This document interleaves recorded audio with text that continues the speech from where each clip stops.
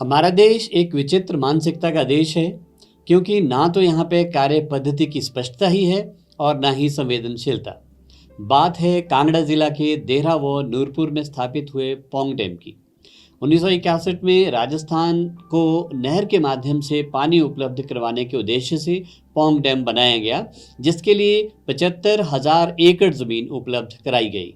94 गांव को खाली कराकर 20,722 परिवारों को, जिनकी कुल आबादी लगभग 1.5 लाख के आसपास की है, राजस्थान के लिए विस्थापित किया जाना था। लेकिन विस्थापन प्रक्रिया की यह यात्रा अत्यंत दुखदायी साबित हुई। यहाँ तक कि सिंचाई व बिजली उत्पादन के लिए बने डैम के लिए भूमिदाताओं को स्वयं को ना कभी बिजली मिली और ना ही सिंचाई की सुविधा।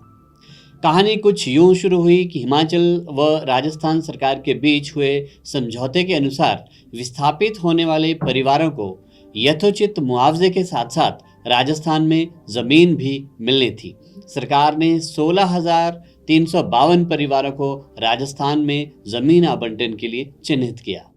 हिमाचल प्रदेश के मुख्यमंत्री ने पिछली बार सदन में कहा था कि 1966 से लेकर अभी तक 12,198 परिवारों को जमीन आवंटित हुई है तथा शेष 4,154 को जमीन आवंटन की प्रक्रिया चल रही है। यह भी कहा गया कि 12,198 परिवारों में से 8,180 राजस्थान में बसना भी शुरू कर चुके हैं तथा 4,018 परिवारों को जमीन आवंटन की प्रक्रिया राजस्थान सरकार के कॉलोनाइजेशन रूल्स 1972 की जटिलताओं के कारण रद्द की गई।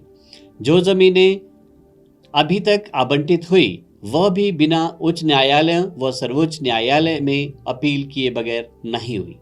5 दशकों के इंतजार के बाद भी राजस्थान सरकार ने दूर वीरान में जिन्हें जमीनें आवंटित की वहां सड़क तक की व्यवस्था नहीं है, जमीन कृषि योग्य भी नहीं है, ना बिजली है, ना पीने के पानी की कोई व्यवस्था, शिक्षा और स्वास्थ्य जैसी सुविधाएं तो दूर की बात है। 1970 में पंजाब, हरियाणा, राजस्थान व हिमाचल प्रदेश के बीच हुए समझौते के अनुसार 2.25 लाख हेक्टेयर कृषि योग्य भूमि विस्थापितों को आवंटित होनी थी। उनमें से लगभग 50% ही आवंटित हुई। शेष जमीन या तो स्थानीय लोगों को आवंटित हुई है या उस पर स्थानीय लोगों का कब्जा। विस्थापितों की पीड़ा थमने का नाम नहीं ले रही है। कोरोना काल में जो विस्थापित परिवार राजस्थान से वापस आए हैं, उनके कईयों की जमीनें नकली सेल डीड बनाकर भूमि माफियों ने बेच डाली है, जिस पर कानूनी कार्रवाई चल रही है। विस्थापितों को मुआवजा भी उचित नहीं मिला। शुरू में 140 रुपये प्रति कैनाल का निर्धारण किया था, जिसे 1965 में 650 किया तथा बाद में 1,000 रुपये तक बढ़ाया गया। केंद्र सरकार ने सर्वोच्च न्यायालय में अपील की और सर्वोच्च अदालत ने मात्र 750 रुपये प्रति कैनाल मुआवजा निर्धारित किया। जिन विस्थापितों को 1,000 रुपये के हिसाब से मुआवजा मिला, अब सरकार के अतिरिक्त राशि की वसूली के नोटिस उन्हें आने शुरू हो गए तथा विस्थापितों के पास वापसी करने के लिए अब पैसे बचे नहीं हैं। 1960 के दशक से चल रही जमीन आवंटन में दादा व पिता द्वारा ना जीती गई लड़ाई अब पोतों ने संभाल ली है और न्याय के लिए पीढ़ियां तरस रही हैं। लोकतंत्र में सरकारी तंत्र के उदासीन रवैये का यह बड़ा अनूठा पहलू है, जिसमें जवाबदेही जैसे विषय गुम हुए दिखते हैं। प्रश्न यह है कि 2 पीढ़ियां जमीन व मुआवजे के चक्कर में झुलसती रहीं और तीसरी भी इसी पीड़ा व संघर्ष से गुजरने को मजबूर है।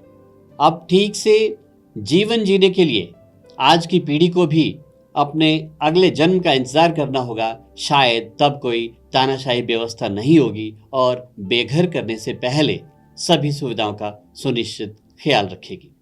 सरकारें बैठकें करती रहेंगी, दिलासा देती रहेंगी।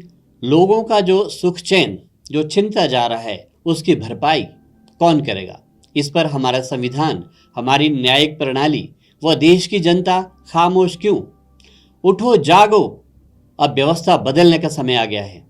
अब देश राजनीति से नहीं, लोक नीति से चलेगा। राष्ट्रीय लोक नीति पार्टी को अपनी पार्टी बनाओ, ताकि आने वाले समय में किसी भी परियोजना के शुरू करने से पहले विस्थापितों की पूरी सुविधाओं का ख्याल रखा जाए।